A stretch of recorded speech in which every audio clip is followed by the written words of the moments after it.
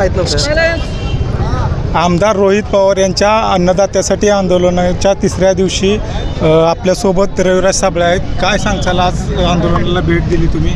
मुळातच इथं अस्तित्वात असणारं सरकार हे भिकार चोट आहे. यांनी कर्जमाफीचा आश्वासन दिलं, कोरा कोरा कोरा म्हणून बोंबलले, पण बोंबलल्याप्रमाणे वागले नाहीत. मताचं दान यांच्या पेटीमध्ये पडलं, सत्तेमध्ये बसले आणि सत्तेमध्ये बसल्यानंतर रक्तपिशासू तो जो गोचिड असतो ना त्याच्यासारखे सत्तेला चिटकून बसले. कर्जमाफी दिली आहे पण त्याच्यामध्ये एवढ्या जाचा काठी लावल्यात ज्याच्यामध्ये 36 लाख शेतकऱ्यांचा कोणताही फायदा होणार नाही आहे. तर त्याच्या विरोधामध्येच हे आंदोलन चालू आहे. हे कोणा पक्षाचं कोणा व्यक्तीचं आंदोलन नाही आहे, तर सर्वसामान्य शेतकऱ्यांना त्यांचे हक्क मिळावे याच्यासाठी हे आंदोलन आहे. उपोषणाला जर कोणी शेतकऱ्यांसाठी बसलेला असेल तर आमचा पाठिंबा कायम असणार आहे आणि आम्ही त्याच्यासाठीच इथे उपस्थित आहे. एकीकडे शेतकरी एकजूट झालेत, आंदोलन सुरू आहे, दुसरीकडे विरोधी सत्तेतील पक्षाचे नेते आंदोलनाची थट्टा उडवताना दिसत आहेत. सरकारने पुढच्या 2 दिवसामध्ये जर निर्णय नाही घेतला तर हे आंदोलन अख्ख्या महाराष्ट्रामध्ये पोहोचेल आणि अख्ख्या महाराष्ट्रातला शेतकरी अक्षरशः पेटून उठेल. आमच्या हातामध्ये आतापर्यंत रुमणं जमिनीची मशागत करण्यासाठीच होतं, पण आता ते रुमणं या सत्ताधाऱ्यांच्या डुंगणावरती वळ काढण्यासाठी आम्ही वापरणार आणि त्याच्यासाठी आम्ही 100% यूज करणार. गोपीचंद पडळकर म्हणतात हे आंदोलन म्हणजे स्टंट आहे, अस्तित्वाची लढाई आहे.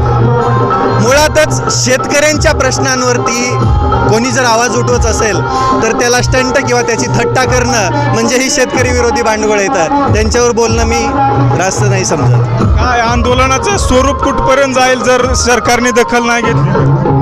या आंदोलनाचं स्वरूप आत्ता आम्ही शांततेच्या मार्गामध्ये सर्व शेतकरी हे आंदोलन करत आहेत, पण जर सरकारने दखल घेतली नाही तर शेतकऱ्याच्या खांद्यावरती असणाऱ्या आसुडाचा आवाज सरकारच्या कानावरती पोहोचायचं काम शेतकरी करणार आहेत. सरकारने लवकरात लवकर निर्णय घ्यावेत, अन्यथा शेतकरी रस्त्यावर उतरल्याशिवाय राहणार नाही आहे. तुम्ही रोहित दादांशी चर्चा केली, कशी तब्येत आहे त्यांची आत्ता या कंडिशन?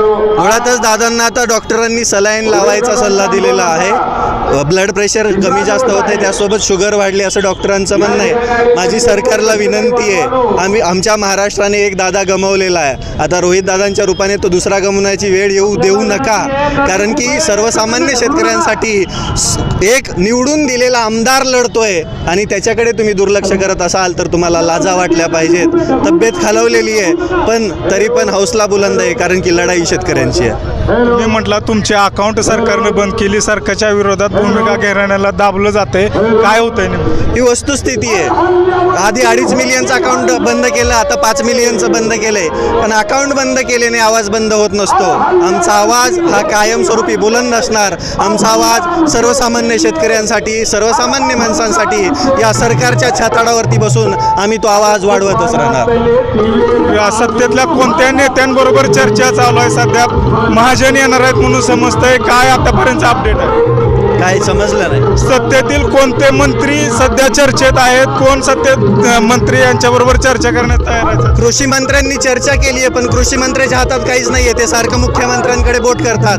तर माझी मुख्यमंत्री देवेंद्र फडणवीसांनाच विनंती आहे की लवकरात लवकर या आंदोलनाची दखल घ्यावी आणि ज्या जाचक काठी तुम्ही कर्जमाफीमध्ये लावल्यात त्या बंद काढून टाकाव्यात आणि बँकांचा वसुली एजंट होण्यापेक्षा सर्वसामान्य शेतकऱ्यांचा कैवारी होणं तुम्ही पसंत करा आणि सर्वसामान्य शेतकऱ्यांना सरसकट कर्जमाफी द्या.